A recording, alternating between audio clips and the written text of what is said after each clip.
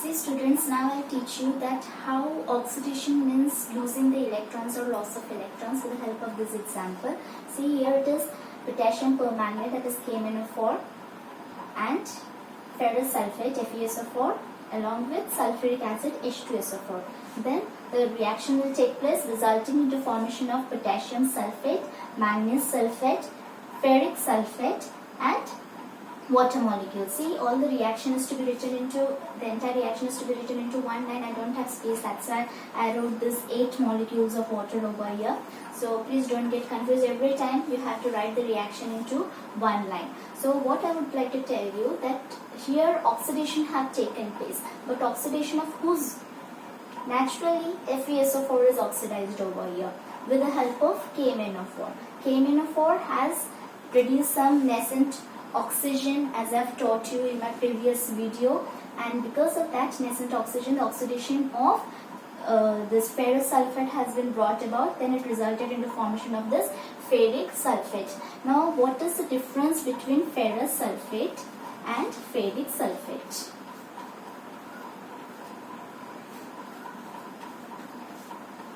This ferric sulfate is the oxidized product of ferrous sulfate, that is FeSO4. And how this formation of ferrous sulfate took place? The oxidation number of this ferrous sulfate, that means the ferrous ion, was +2. That of sulfate radical was -2.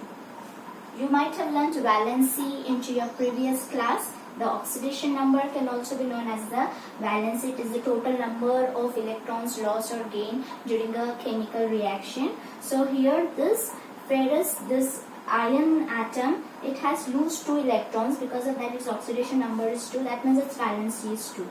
The valency is 2, and the sulfate radical, it might have accepted 2 electrons. Because of that its valency is -2. So this is cation, this is anion. Valency is 2, valency is 2. Reduce it to lowest term, you get 1, 1. And when you interchanges the valency, you get this molecular formula, that is FeSO4. Okay. Now how the formation of ferric sulfate took place from ferrous sulfate? Let's see the ionic reactions. The ionic reaction is given. Ionic reaction is how the formation of ions have taken place and how those ions have involved or combined with each other. So that reaction will be known as ionic reaction. So see what is given over here. 2 FeSO4 and ferric sulfate. So FeSO4 means the oxidation number of ion over here is 2 plus that of sulfate radical 2 minus. Here the oxidation number of ion is 3 plus that of sulfate radical is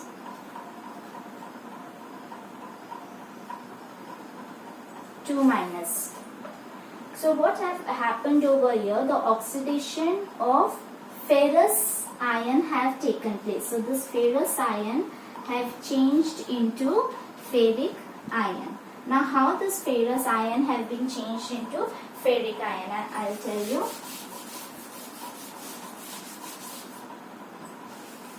This ferrous ion, it has been oxidized. That means it has lost the electrons. Losing the electrons, whenever the electrons is lost, it has lose 1 electron. 1 electron is lose, the whatever the next ion or the resulting ion will be having a unit, the positive charge, a unit positive charge will be there like this. So it will be ferrous ion getting converted into ferric ion, because it has lost 1 electron. So 1 electron it has lost. After losing 1 electron, the unit charge, the unit positive charge on this ferrous ion have been increased like this, Fe2. So 1 unit positive charge has been increased. It resulted in the formation of Fe3 plus like this. That means ferrous ion have been converted into ferric ion. So how it has been converted? Because the oxidation took place. So owing to this reaction, and according to this reaction, we can conclude that oxidation also means losing the electrons. Here the electrons have been lost. This ferrous ion have been converted into ferric ion. It has lost an electron. Losing an electron gave a unit positive charge. One positive charge has been increased on ferrous ion. One positive charge has been increased on ferrous ion. That ferrous ion has been converted into ferric ion. So this is how the oxidation takes place.